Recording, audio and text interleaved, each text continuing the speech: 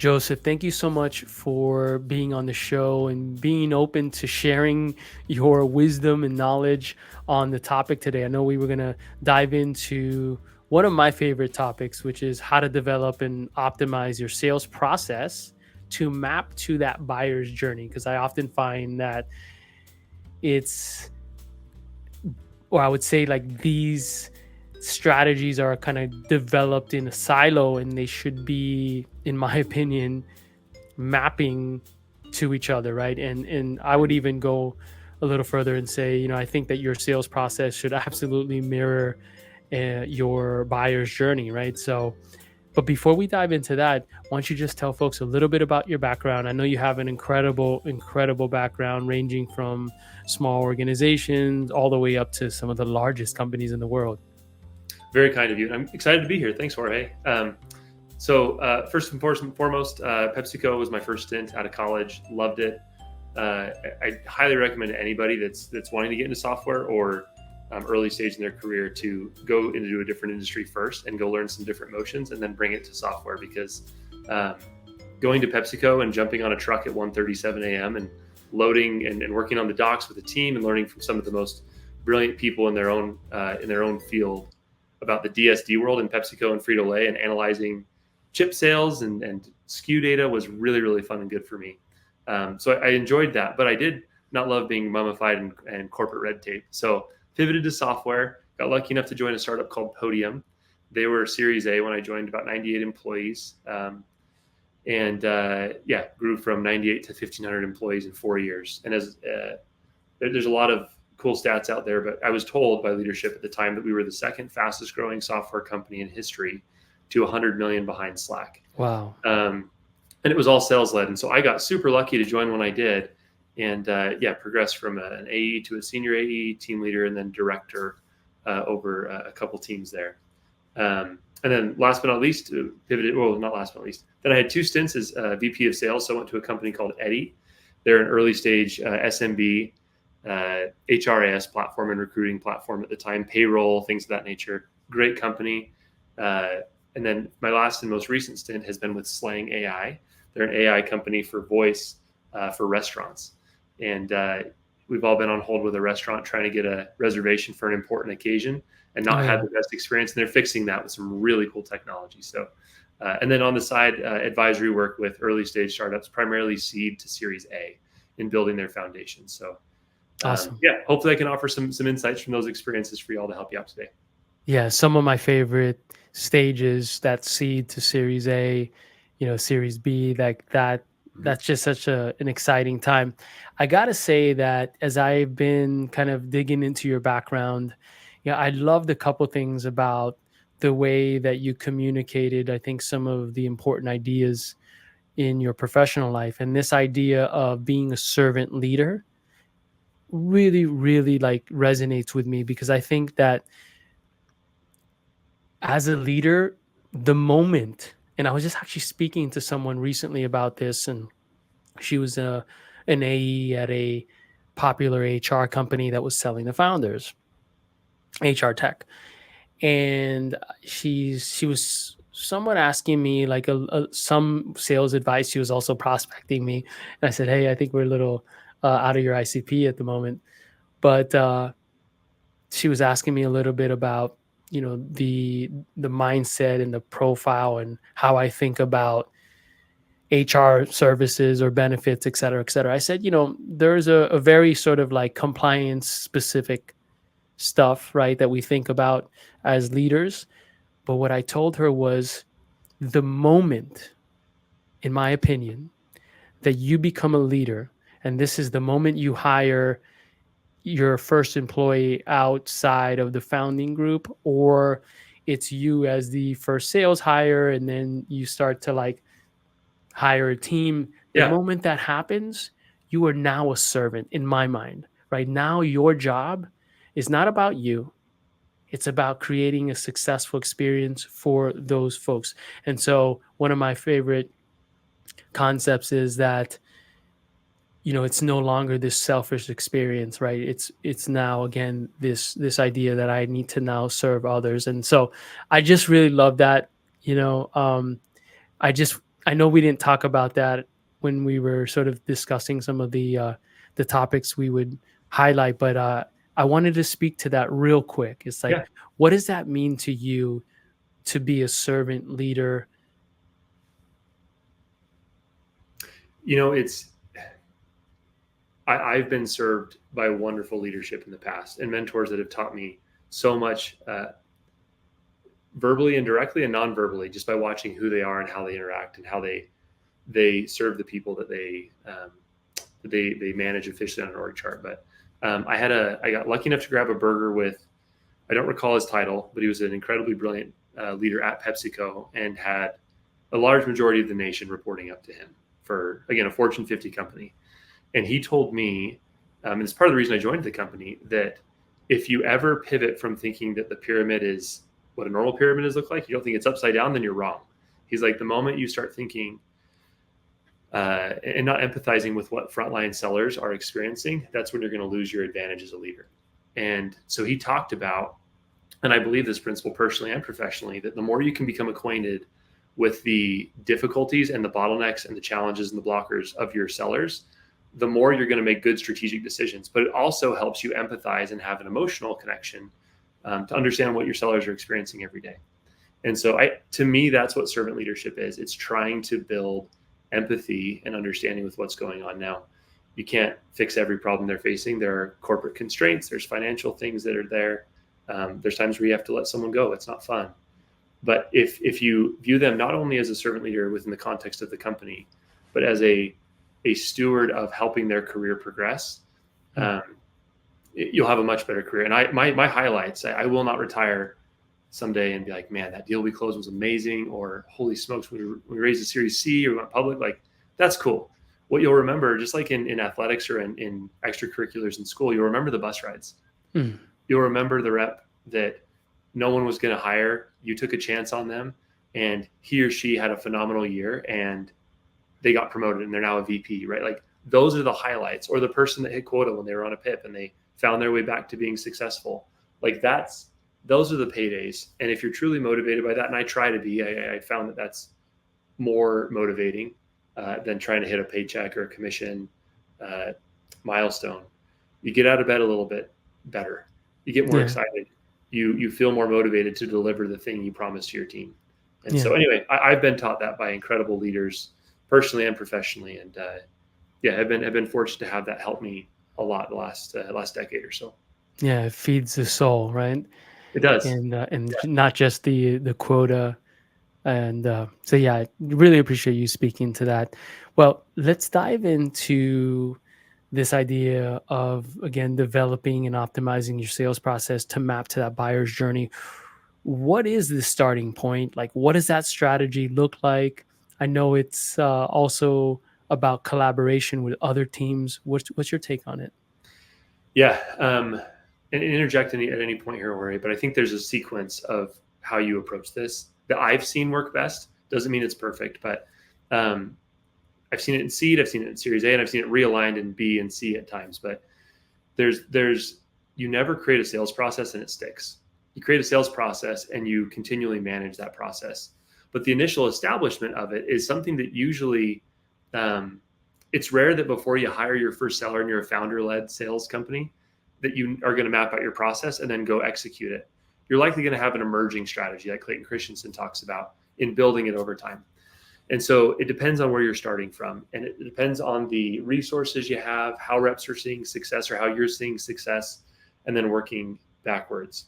I also, I don't recall the fellow that taught it to me, but, or that is popular for the approach, but I was taught it by Garrett Justice, who's a fractional CMO, very talented fellow that I've worked with. And he has advocated for, and I believe this principle and have seen it work, that if you start at the bottom of the funnel and work up in changing how you operate, it will go better than starting up and working down, which all of us start up. It's like, well, how did they find us? Okay, let's go invest more into that channel or motion. How did they buy from us? What did that look like? And you map it out, right? But if you start on the opposite and start with your best customers that fit, that have good NRR and have been with you for a while, and you find out if they're an advocate for you, or not. If they're not an advocate, then something's wrong with your process, and you need to go fix that before you go try and find more people that would have the same outcome or perception of your product as that customer, right? If they're advocates and they love it, excellent. Stage 2 is to now go into seeing how they buy and talking through awareness and consideration and purchase, right? And then assuming those things are going well and you're getting good insights and you're having healthy, financially justifiable metrics in those stages, then you work up and talk about top of funnel.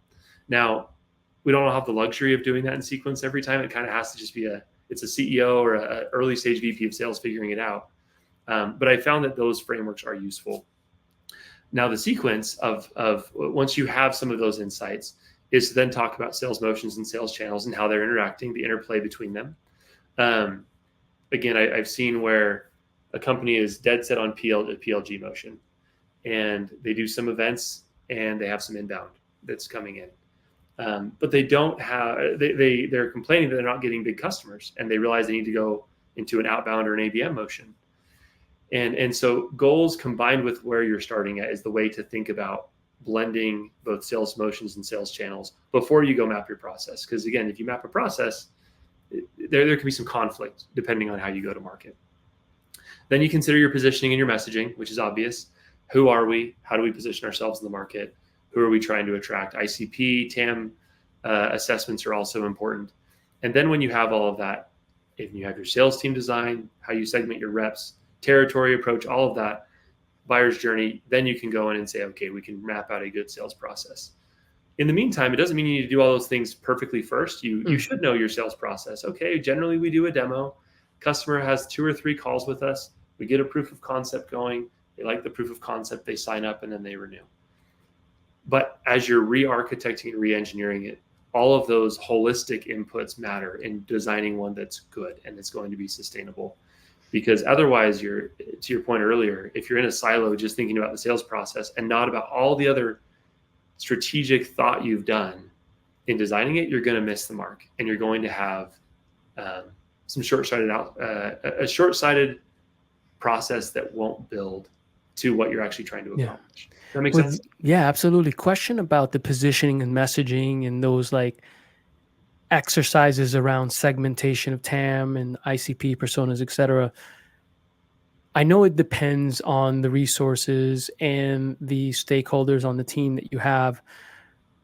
But let's say you have like a early product marketer, right? So I think there's been a trend, and my co-founder, we're obviously biased for a lot of reasons, but he was a product marketer, former salesperson. He now says that he believes that your first go-to-market hire as a founder should be a product marketer who's going to help.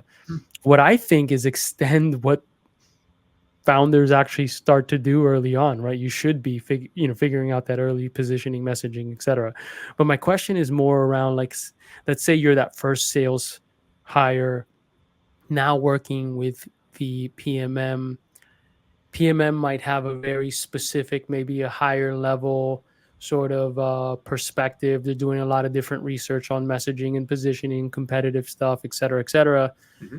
And maybe they're thinking about category creation, et cetera. And you as a salesperson, you're literally on the front lines, right? How do you mesh the insights, right? So you can not only have a more holistic, comprehensive approach here for positioning messaging, but also that it's not too high level, right? And it's taking into account like what we're dealing with on the front lines, which, as you know, can vary, right? On the day, on the weather. It can. So my approach or recommendation that I've seen, and Mark Roberge advocates for this in his book, Sales Acceleration Formula.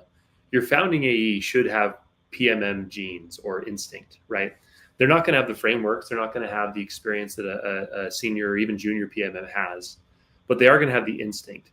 And so I think in the context of your question, at least how you framed it, an early seller should have naturally some of the same instincts and hopes and insights that PMM is having, but they're just having it in a more practical, implementable way. PMMs, to your point, they'll establish a messaging framework and ICP, and a lot of these things, they're great and you need them. But blending that to something that's practical and implementable on the front line is almost always different. So I've not seen it with a PMM in an early stage company. It's usually a head of marketing that is playing the role of a PMM, or a sales leader or CRO who's doing both. Those jobs to be done, right? Correct. Yeah. Yeah. However your Venn diagram is built, Yeah. whoever that person is that is not the seller, that's helping echo and understand that framework, or be a sounding board for the seller together. I found that there's a meeting cadence that's helpful. There's documentation that's helpful. And then there's some frameworks that are helpful. So meetings, I think if you do a weekly sync with whoever your marketing representative is and your sales representatives are, both on how you talk about the product, and all the frameworks that exist that are documented, hopefully, that's a good way to gut check like what's resonating and what's not. You can't cover it all every week, but you have a weekly forecast meeting with your sales team or your seller, whoever it is. Invite marketing for 15 minutes and just say, hey, real quick, guys, I want to gut check. These are our 3 core value propositions or value pillars. Which of these is sequence these, which ones resonate best, and which ones aren't resonating in demos? Go. And that mind meld conversation in that simple meeting will produce faster and more clear results for the PMM or the marketing person than any type of like just listening to Gong over a long period of time. You can shortcut it. So there's the meeting. The frameworks are pretty simple. You have all your documentation, like I mentioned, like your clarification of who is Sam, TAM, SAM, SOM, ICP, and target accounts. And you might be having a conversation in that meeting or in Slack or at the end of a month where a rep closes a deal that's not an ICP, just outside. They're in SOM. They're serviceable obtainable market. For those that don't know what that is, it's a jawbreaker layer outside of ICP. Your next up group of sellers, right? They find somebody that's not a typical use case. Maybe they're located in the same geography as your typical customers. They have a good use case, but they are not in the same vertical. For PMMs or marketing people to understand that there's this like budding emerging strategy of vertical number 2 or use case number 2 or geo number 2 or language number 2, whatever it is, that signal being sent back to marketing and helping them understand that is really important as they evolve that TAM ICP framework and strategy and positioning, because that will evolve over time. And then, there's dashboards and processes that you can build in as well that are useful. I've seen teams where they have a report of what percentage of deals were ICP that closed that month, what were the closed won reasons or the value props that caused them to buy most, and then also blend that with the closed loss reasons and the not demographics, but all of the input attribution data for those that didn't choose to buy, and that helps balance what's learning or not. And you'll find that there's themes where those that were they said no because of product limitations, because PMMs and salespeople, sometimes we get generous in positioning ourselves as though a product is fully baked and fully ready when it's not. And that's actually why we're losing a lot of deals, because our positioning is ahead of where our product actually is. That echoes back to the comment I made before about working from the bottom of the funnel up. The bottom of the funnel isn't staying because of your future vision. They're staying because of what the product is. And so if positioning and close loss and close won reasons are all saying the same things, then you know you're probably on the right track. Chances are they're not, and that you're maybe selling a little bit ahead of where you should. And probably good to adjust that positioning back to reality when possible. Get real, right? All right. So we've come up with messaging and positioning. We've kind of organized our segments, TAM, SAM, ICP, target accounts, those sort of things. And now we have to go into designing a sales team, right?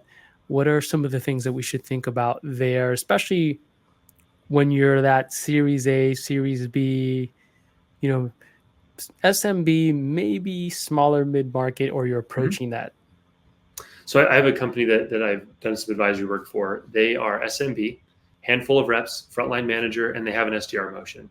Direct sales led, primary channels are outbound, inbound, and events. Okay. So there's like the homeostasis of this company. They're pre-10 million in revenue. They already have a sales team design. They have SDRs, they have A's, and they have a manager, right? It's pretty clear. But in knowing how they build that in the future, there are some clear things that are missing when you think about a mature organization, Series C, Series D, public, whatever. They don't have layers. They didn't have layers of promotion paths for these reps. And in order to keep them, you need to build a career ladder and you need to build layers. They also didn't have and we are establishing a territory strategy. That can be geo-based, that can be revenue-based, that can be vertical-based or use case-based, product-based. Making a decision once you have all the other building blocks in place can inform that. This particular company, they sell to an industry where geography matters more for references. And so there's more momentum you can build in your sales motion by using a territory-based approach relative to a banded approach. So all AEs are at the same level. They're selling to the same types of customers. They're all selling in their own geographies because most sales cycles are shorter, SMB middle market sales cycles, and 5 to 50K. And so for them, it made sense to do a territory approach to create bands of AEs, likewise with SDRs, and then to design commissions and spiffs and promotion criteria all around those things. One thing about design that I think most early stage companies miss is that they don't know when or how to spin off a manager of their team. So it's a really tricky stage, but I'll be brief. Most people think, oh, well, they should continue to have a quota, your top seller or whoever you've identified as an internal promotion for a manager, which often is a good choice. They have them maintain a quota and be a player coach. And that does work, but it usually only works for up to 4 to 5 direct reports for that person. At that point, they shouldn't have their own quota. They have a team quota. And their job is to help their team achieve that holistic sum of quota, whatever the street number is for their team.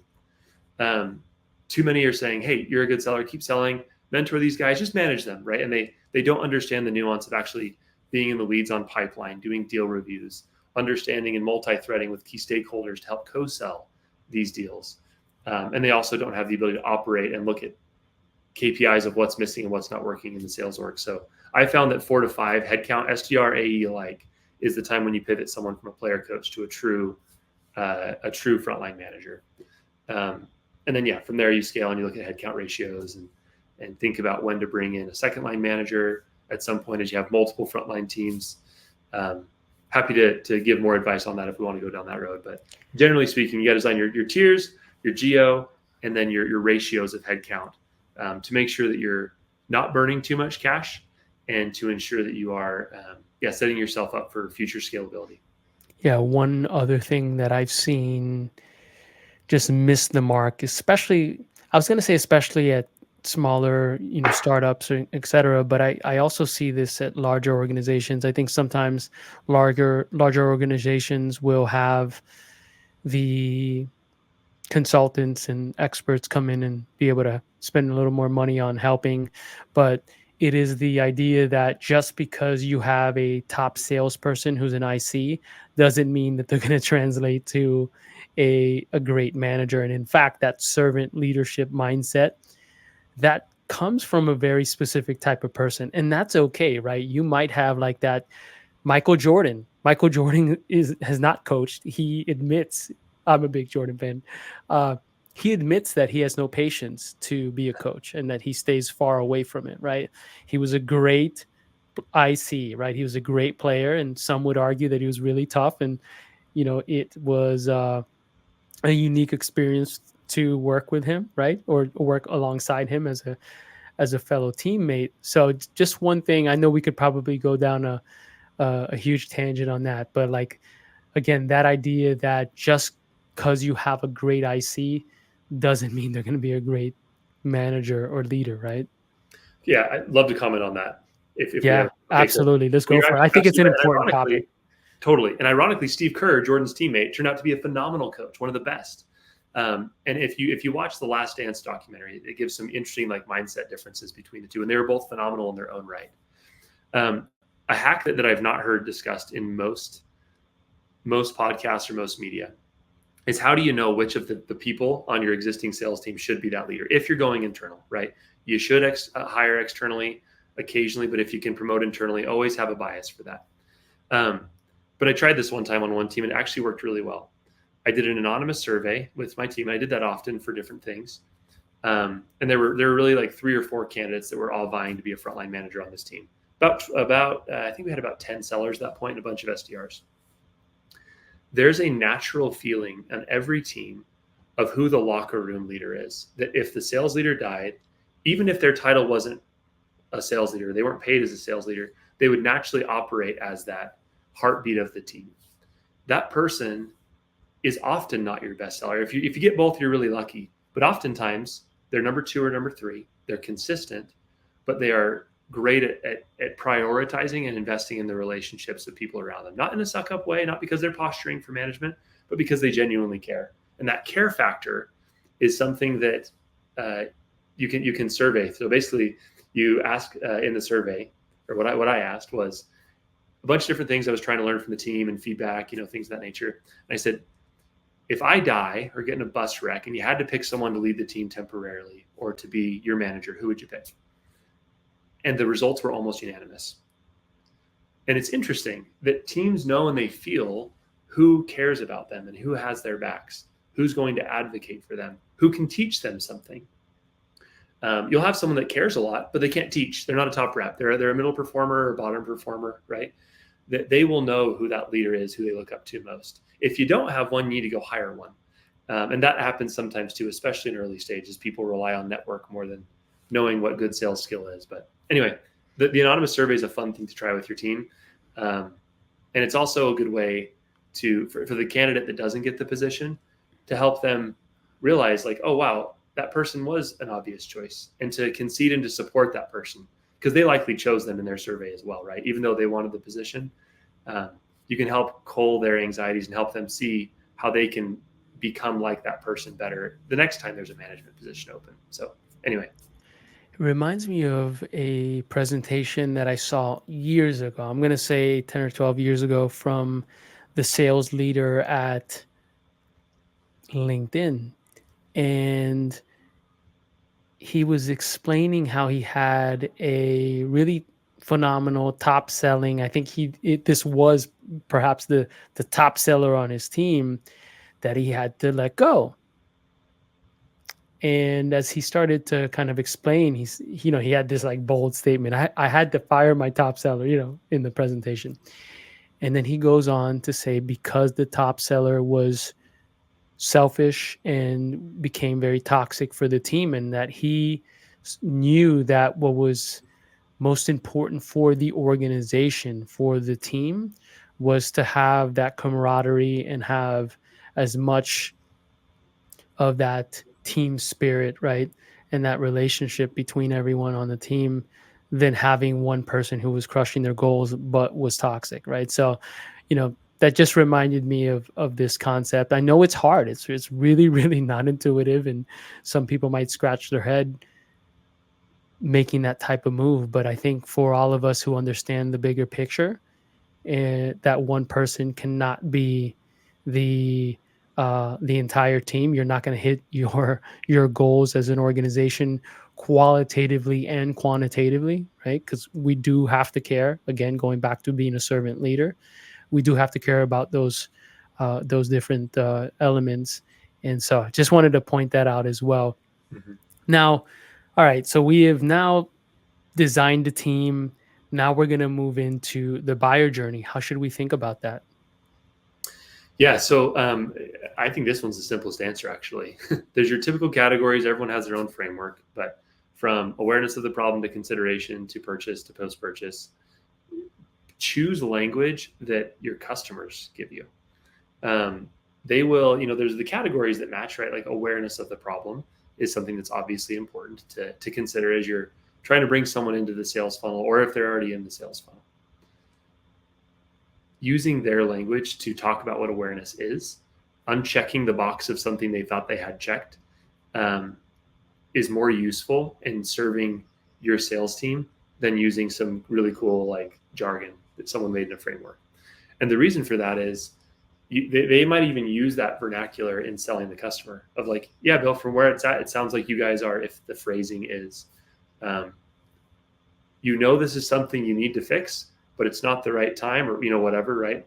Or it's not urgent. It's important, but not urgent.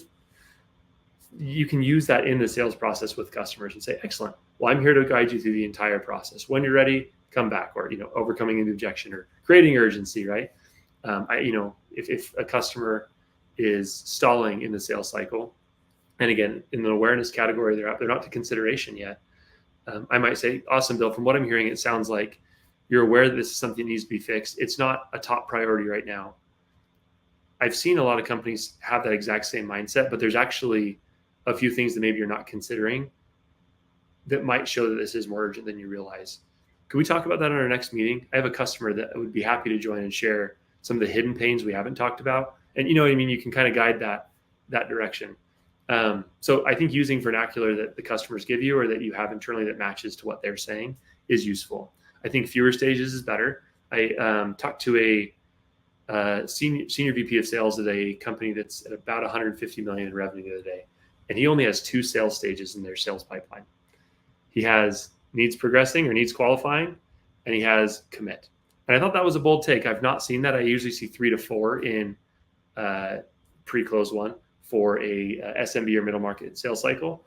Theirs was good because it's really like there's only 2 places to be. It's like getting them further along, or you are committing, and it's a blood commitment that they're going to close, and that's worked really well for them. I tend to think that a few more stages are helpful for leaders to measure where customers are at in their decision-making process, talking about qualifying them further, forecasting them appropriately. I think that's several stages are key, but it's not complex to build those. I do think partnering with marketing, as we mentioned before, is really important. Product is essential. CS or your post-sales org is critical. And the leader of the buyer journey, in my opinion, should actually be from the product side or on the marketing side. They should be the leaders. Sales and CS are being pulled in to be additional stakeholders in that vision. But they're establishing it, and then your sales process is, of course, being designed after you have consensus as to how people learn about, understand, align with, and purchase your product. So anyway, maybe that's overly simplifying it, probably is, but it's worked well for a lot of the companies I've seen so far. No, I think folks can take that framework and start to apply it to their organization. So now you have thought through, worked with product or marketing to put together that buyer's journey. Now you're going to actually put together your sales process. What are those deal stages and statuses and exit criteria and assets for each stage? I've been a big Figma fan recently because it allows me to put my brain on paper in a way that I can actually take it with me somewhere relative to whiteboarding. And so I like to think about the sales process instead of, certainly you should design deal stages, lead statuses, right? Varying stages of where the customer's at. But really there's only 2. It's building pipeline and working the pipeline. And in those 2, in building pipeline, to me, there's the pre-building pipeline stage of like establishing your ICP or your target accounts. After that, it's account mining, it's enriching your data, it's scoring and assigning those leads, it's lead outreach, and then it's like setting and completing the demo. Those are like subsections of building your pipeline. And each of those in your process should have both like an optimal path and like different ways that reps can function within those sections. Again, early stage, a lot of times it's like, cool, you're a seller, go build pipeline, close deals. And so reps say, all right, well, I've got these leads in my CRM. I'm going to run a report, call those, and when I'm out of those, then I'm going to start mining some. And they mine, and they hope they have the right contact information. Oftentimes they don't. They try the general number. That doesn't work several times. They try a free trial with a Clay or a Zoom Info or a Data Lane, and they get a couple. And there's just not this like process that's established that continually produces. So they get lost in lead enrichment, or they get lost in spending too much time account mining, or prioritizing leads. Reps know how to do the outreach part. They're usually pretty intuitive there, and you don't have to over-engineer that. They can build sequences. They know how to pitch. They can reach out. But loading their day with enough tasks or enough leads or accounts to go call on and to reach out to is something that you want to minimize as much thinking as possible for them to help, especially an SDR team. And then as far as setting and completing the demo, there's detail there, but making sure they show up, bringing in the right stakeholders, that kind of stuff. Then there's the working pipeline section. And in my mind, that's discovery and qualifying. There's the actual demo presentation, number 1. There's usually multiple. Then there's multi-threading and connecting with the customer. There's, after you've connected with them, getting consensus or aligning value with all your stakeholders. Legal, security, procurement, all the technical stuff, budget approval, and then closing, billing, and signature. And each of those have like subsections within them with their own process and exit criteria, entrance criteria, all those things. but they can map quite nicely to your buyer journey. Again, I don't think you need to build a master flow chart for all of this, but I do think you need to be able to talk to it in a way that any rep could explain it on the whiteboard. Like if you're at early stage, you have 5 reps, for example, no manager yet, they're all reporting to you as CEO.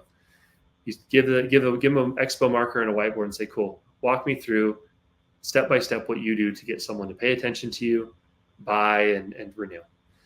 And they would say, okay, and they start drawing it out. Well, I prospect leads, and then I call and I try to find out who the right person is. And when I get the right person, then I email them. Like they should be able to talk through that. And if you see 2 or 3 reps that are giving you different processes, then chances are your alignment isn't good, and you're not actually playbooking. You're just telling reps to sell, and they're finding their own path, which isn't bad, but it's not scalable. And the more you can align and get momentum and get feedback from all reps working the same process at the same time, the better off you're going to be. So anyway, there's some samples of how I think about it. Awesome. You sort of alluded to a couple tools in that sales tech stack, but what would you say are some of the must-haves right now, especially in a world or a market where we're like, oh, being a little more thoughtful about how we spend for these Yeah. types of tools? Any sort of tips that you would have? Yeah, there's all the standard tooling that you think about depending on your channel and your approach and your motion is out there. There's some new stuff that I'll share, so it's more novel and maybe useful to people to try new things. The way to find the right tech is to always trial it, see if it works, set success criteria, and if it meets, great, purchase it and measure ROI. But there's some new things out there that I've seen. So there's a lot of ABM platforms. 6 Sense has been around for years. Propensity and Key Player too that I've heard about recently that are much more affordable and useful. Another tool that I've learned about recently, founder Ratchet Kateria, he's all over LinkedIn right now, but he and his co-founder, they built a really neat tool for using AI to map out org charts. Yeah. The YC company, right? Yeah, they're great. Yeah. So I've heard a lot more of that on the enterprise side of like ABM specific tools that are doing great for both lead mining, enrichment, and targeting. And then ways to understand key stakeholders and the way they operate or are mapped in an organization. On the middle market SMB side, HubSpot's everywhere. I think Salesforce is great. Love it. We'll work in it if I have to. But in early stage, I almost always recommend HubSpot. And I've yet to hear of a company, and maybe I'm ignorant, that has had a horrible time migrating recently from HubSpot to Salesforce if they really need to scale up. HubSpot's great. They're all in one. And it's more user intuitive for reps without having to attach so many things. So seeing them everywhere. On the call recording side, I think Gong and Chorus have been great tools for a long time, but Fathom and Grain are giving them a run for their money, and they're much cheaper. So worth considering there. Again, HubSpot has their own conversational intelligence tool that's decent. Clay for data enrichment, Data Lane, if you haven't heard of them, if you're in the SMB space, particularly in the restaurant world, they're doing a lot of good and getting, from what I understand and what I've experienced, 80%, 70% accuracy of owners' cell phone numbers, which is like the holy grail of contact info. So reach out to David Patterson if you need help with that and you're in the restaurant space or other SMB spaces. I know they're doing some in home services as well. Clay's doing great. Zoom Info, all your typical Seamless AI. They're all still out there, but those are some that I've heard of recently that are evolutions in like the standard tech stack ecosystem that I've heard of that are helpful. Awesome. That's awesome. I'm going to definitely check them out. I know we've been using Fathom here. I've used Grain. We use HubSpot. So it all maps to some of the points you made. I also like Pipedrive. I've liked Pipedrive for a lot of reasons for a long time. I know they're a little trickier to migrate if you need to, start to move into something that'll scale a little easier for you. But I always love the visual aspect of kind of the way that they laid out their stages and so on, although HubSpot has that as well now. So awesome. Well, I wanted to wrap up with a topic that's near and dear to my heart. Of course, I'm biased, but luckily it's something that is important to your sales process, and that's the content and sales assets that are must-haves through that process. What are some of the ones that you would, again, categorize as must-haves for sales reps and sales teams to get deals done right across that sales process, and something that's going to help the buyer through that buyer's journey? Great question. So while it's not always the right question to ask, if you ask yourself what content you consume that helps you understand complex things simpler, chances are you're not reading too many ebooks. Now, as a founder, right, you're probably reading a lot of books, and as a sales leader, you're reading a lot of the latest research that's out there. But for a typical buyer of a typical business, they are becoming educated on their business and on what needs to be improved. They're not going to go read an ebook about your subtopic unless it's really relevant, right? Though I think ebooks are great. I think they're useful. I think if there's one piece of collateral that I've seen be most effective in early stage, it's a very clear short form visual representation of the before and after state of what your product is solving for. You're usually selling a point solution, not a platform in the early days, right? And so there's a clear, like the old way, the new way. And you can demonstrate that in less than 15 seconds with a GIF or GIF. I know there's varying ways of pronouncing it. The original guy said GIF, by the way. And there's a revolution of calling it a GIF now. But I've seen GIFs be most effective because you don't have to push play. There's no links, so people don't worry about going somewhere else. You can embed them in the email. And they auto replay, just like a reel. So you're getting the benefit of getting a visual representation of what needs to be fixed very quickly. Short form video is second to that, right? A voiceover with that is very important. And you can use both and actually create both with the same content. So I think they're both useful. From a pipe gen perspective and from a getting alignment internally, to me, an asset is intended to be a member of your sales team, to do something you can't, to be present when you can't. And so why would you limit that to words? Words are great. You need them. But if you limit it to words only without visuals to accompany them, when we are in a visual learning economy now, you're limiting yourself, in my opinion, right? I think audio is also great. Yeah, I agree. I love video.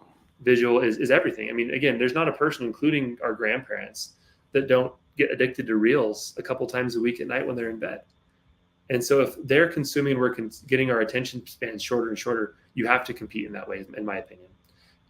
Beyond that, there's extended long form video that's great, looms and vidyards with voiceovers of the product, specific pain points to that company, accompanied with visuals of how your product works is quite useful.